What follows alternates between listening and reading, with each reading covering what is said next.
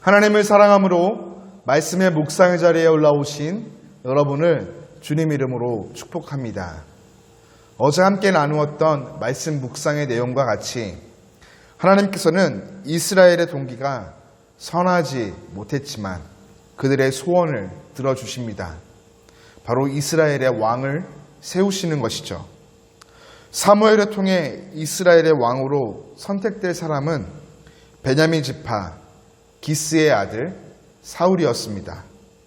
사울은 키가 크고 얼굴도 잘생기며 책임감도 강한 데다가 신앙심도 깊었습니다. 또한 집안도 유력하여 그야말로 금수저 출신이었죠. 아버지가 시킨 일을 힘을 다해 수행하면서도 일의 결과만이 아닌 일을 시키신 아버지의 마음까지 헤아리는 성숙한 청년이었습니다. 종을 통해 하나님의 사람, 즉 선지자의 존재를 듣게 되자 그의 도움을 청하기 위해 상황을 살피고 사례로 드릴 것이 없다고 염려하는 그의 모습에는 유력한 사람의 아들이 흔히 가질 법한 오만함이 보이지 않습니다. 그리고 종이 자신의 주머니 돈을 내놓자 그를 무시하지 않고 종의 제안을 따라 선지자가 머무는 곳으로 발걸음을 뗍니다.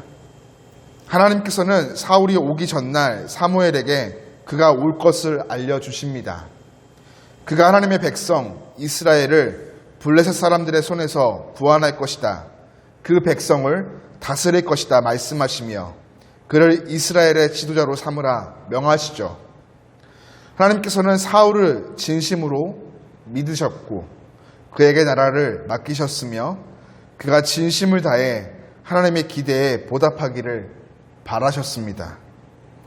오늘 사울을 처음 소개하는 본문에서 앞으로 하나님과 이스라엘의 근심덩어리가 될 사울의 모습은 전혀 보여지지 않습니다. 사무엘서의 저자는 적어도 사울의 등장과 함께 그가 그럴 줄 알았어 말할 수 있는 암시를 우리에게 보여주지 않습니다. 그러나 우리는 주어진 말씀을 통해 이미 사울이 하나님 앞에서 이스라엘 앞에서 어떤 삶을 살아가는지 알고 있습니다. 어찌 보면 이것이 더 비극적이고 무서우며 우리의 마음을 아프게 합니다. 여러분, 하나님을 섬기며 하나님이 주신 사명을 감당하는 것에는 나의 배경, 그리 중요하지 않습니다. 우리가 이미 알고 있는 사울의 길, 배경이 중요했다면 사울 결코 그런 길을 가지 않았을 것입니다. 하나님을 섬기며 하나님이 주신 사명을 온전히 잘 감당하기 위해서는 그 무엇보다 하나님께 집중하는 것, 하나님을 내 삶의 최고의 가치로 삼고 그 말씀 앞에 좌우로 치우치지 않는 삶, 코람데오가 필요합니다.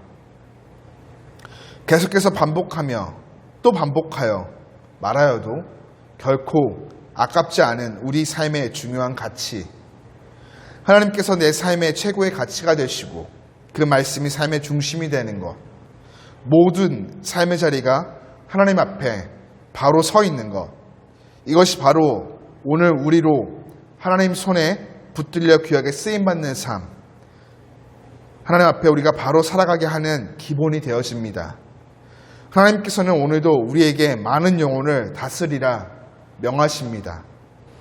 블레셋과 같이 소망 없는 억압의 삶에 놓여있는 이들을 구원하라 명하시죠.